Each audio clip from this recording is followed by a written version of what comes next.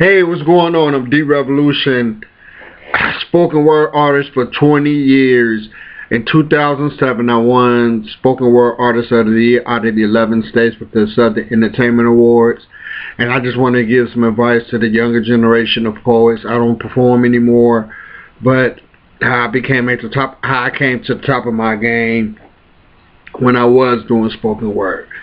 Now, what I noticed towards the end of my run is that a lot of the poets that were coming out were sounding the same style, same cadence, when they speak, And one thing I sounded like no one, but the reason why I don't think I sounded like anyone is because of the way I wrote the words on my paper. And I think that really matters, how the words come out of your mouth versus how you write the words on the paper. I used to write straight down the middle of the page, like maybe a 4-letter sentence. And so I found that didn't give me a lot of room because I never used the whole line to write. So what I needed to say, I was able to sum up very powerful messages in very short sentences. Because I only wrote. Oh man, I need to. Give me a second, guys. I'm gonna find something just to show you guys.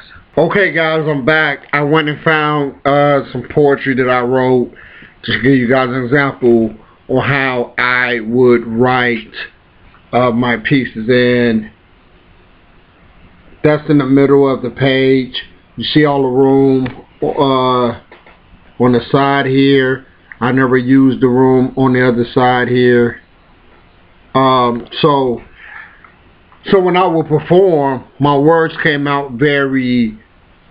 First of all, I didn't have a super long poem, and second of all, I didn't sound like anybody else, but I got my powerful message across in very few short words. Here's another one. I wrote it in the middle of the page, and I'm not saying that you have to write like this, but what I am saying is how you write the words on the page dictates a lot of how the words are going to be said when you perform. And so, because I was writing down the middle of the page like that, I'm going to show you one more time. I was writing down the middle of the page, and I wasn't using the entire line across the page. It forced me to think and use words. Where you would use 5 different words to describe something, I would learn how to use one word to describe 5 different things when it came to poetry. And when I would speak, it came out a certain way. Therefore, I never sounded like any other poet. And I think a lot of times the younger generation of poets, when they're coming up, they try to sound like poets. And to me, that's not going to separate you from everybody else, and that's not going to put you on top of your game when you sound like everybody else and you're trying to sound like a poet. Define your style. Define your style of words, how you want to use them, and the cadence that you want to use. Just like Ice Cube doesn't sound like Jay-Z. Jay-Z doesn't sound like Rakim, and so on and so on. Everybody has their own particular style. The thing that separates you, nobody sounds like DMX. You always know Tupac when you hear him. It's the same thing with spoken word. But a lot of it starts on the paper. Find a unique way to write on paper, and when you memorize those poems, it's going to come out a certain way.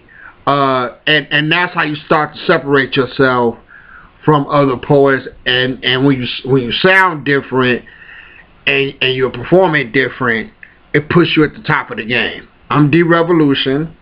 Like and subscribe to my page. I'm gonna give you a lot of advice on spoken word and how to become the top poet in your city and get paid and things like that. I have several other videos on my page. Subscribe to my page. Press the notification button. I'm gonna be giving you a lot of great advice. Advice that I still do today, even though I'm not doing poetry. I'm writing books now, but marketing advice. And being the top poet also takes more than talent. I think that's the thing that a lot of you guys need to understand. It's not just about being a type poet. It's about marketing. It's about the way you move. It's about the way you handle your business. I'm D Revolution. Like and subscribe to my page. You guys have a good day.